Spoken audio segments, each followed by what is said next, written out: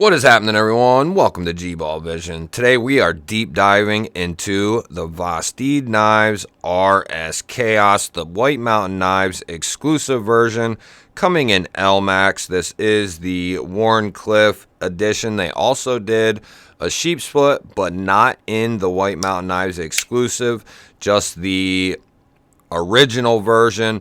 The normal version, they had sheep's foot and Wharncliffe blades, and they also did a bead blast satin, and then they did a coated on coated version of both. So there's quite a few different flavors of this knife out there. For me, I really wanted the LMAX version because where LMAX thrives is where a lot of these Chinese OEMs typically HRC their knives. 58, 59, 60, maybe 61. That's where LMAX typically thrives, in that area. It can, I believe, go beyond that. I'm no metallurgist, none of that. But from what I understand and what I have seen, LMAX really thrives in that area. And I've had some people ask, well, why take the LMAX when M390 is almost the equivalent, or basically the equivalent, with slightly better edge retention? And I agree, but that is when M390 is heat treated optimally. That is when it performs better than LMAX, right? So if you're getting M390 at the routine 58, 59, 60, which is where a lot of these companies are heat treating M390, you are not getting the full potential of that M390. Therefore, the LMAX is going to be better due to the HRC at which they are doing these at. And I have to believe these are probably 58 to 60 or 59 to 61. And that is good for LMAX, where it is not so great for M390. So, M390 might be a little better on the edge retention if it's heat treated properly.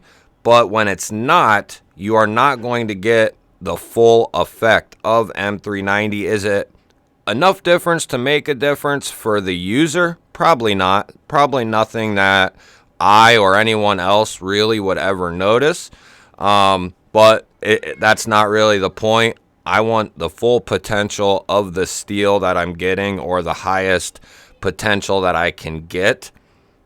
And that's where LMAX kind of is a benefit to us opposed to M390. So just to get that little side note out there, I've been carrying this day in and day out for the last week and a half or more, and I used it all through the holiday break. I've been using it at work. I've used it at home, breaking cardboard down, opening various other packages that were not channel related, because I only use my Keith the Knife Freak knife, channel unboxing knife, for that. But I've been using it a ton, and it is fantastic. The geometry of the blade, as far as I can tell, is phenomenal. The edge that it came with from Vosteed is fantastic. Everything about this is very well done. I've been over this knife with a fine-tooth comb. Aside from pulling it apart, I have not done that yet. It is in the works to be done, though, very soon. But the ergonomics of this knife are to die for. Whether you are in your standard grip on the handle, or whether you are choked up in that choil area, this thing is absolute money.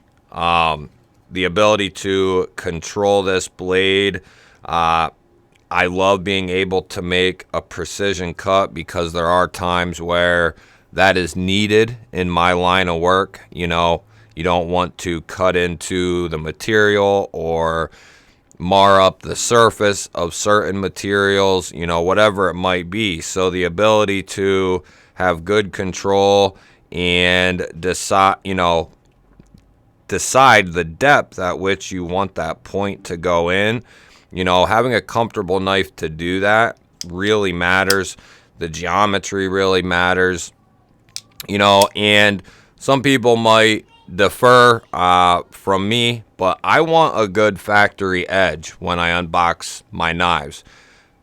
The point of being able to sharpen, knowing how to sharpen, and sharpening is all perfectly fine and well, and should be something that you eventually learn or know how to do. But I want my knives coming with a good edge, especially when we are talking about knives in the $200-300 price range. They should be coming with a fantastic edge, because that is what you are paying for, is the quality of the knife. And you know, whatever entails the quality, you know, therefore should be high. And the edge is one of the most important parts of the knife. You know, to me, I want it to be comfortable. I want it to be able to cut, and I want it to open. I want to be able to open it easily. And the action and a few other things, opening methods, are secondary to some of that stuff. So we'll get a couple little specs here. You're coming in at 2 15/16 for your edge, just shy of 3 inches. You're at about 3.5 here to the finger choil, about 3.25 here, and then you are coming down right about 8.25 for your overall. So in my opinion, I think this is a great size, and I've heard a few people say this finger choil exists because of the lock, just like the smock has that big finger choil area, or that big choil area, and it doesn't bother me at all. If I couldn't fit my finger in here, if they kind of ended it here, you know, and you can only like barely get the tip of your finger in there, I might not like it near as much as I do. But because I can get a full finger in there and not have to worry, you know, if I really choke up, I still will not hit the edge. So, and I don't typically do that anyway. But being able to get a full purchase on this thing it's fantastic to me. I know some guys would prefer the edge to come to here, and I think I would like that as well. You know, I like both, but a full finger choil, I really appreciate, you know, whether it's a 50/50 choil or just a full finger choil. I really like them. I've grown to like them quite a bit over the last year or two, and it does not bother me one bit. I know some guys would prefer that, but because of the lock, it's not possible. It has to have this chamfered area, this choil area, due to the lock in there. We do have some internal milling in there, some rectangular milling done for weight relief. While we're thinking of the weight relief, why don't we go ahead and check this guy. We'll get our GBALL VISION scale out here. So we're at 5.5 ounces, which to me is not, that is not that heavy at all. We're at 5.45, 5.5, somewhere in that ballpark. And I don't think that is that heavy at all. Check the blade stock here. So we got a fairly thick blade stock up here, about 150.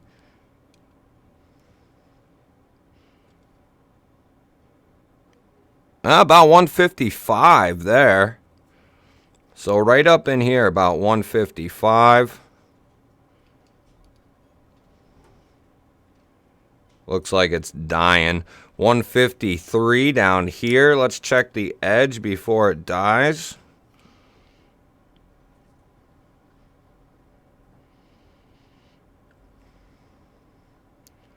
So that is coming down around 15 thousandths there, back closer to the finger choil.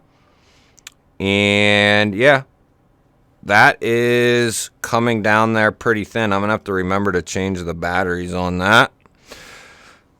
So I think it has some fantastic features and characteristics. You know, it's a great cutter. It's great at piercing as well. It's great at utility type tasks, work type tasks, everyday type tasks.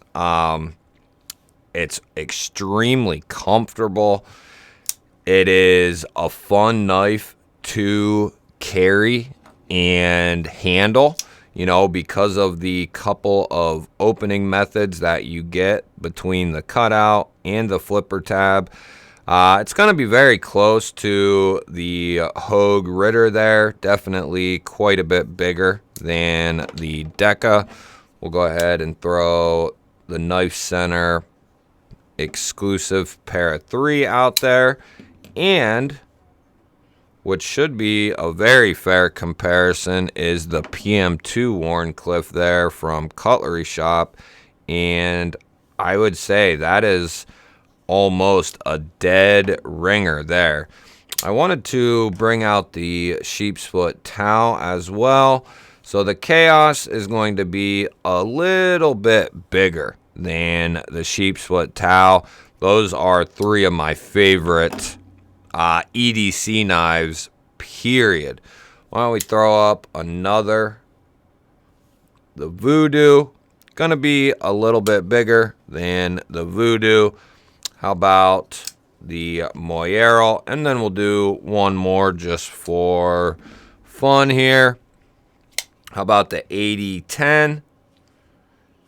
And as far as length goes, the RSKAOS is very, very close.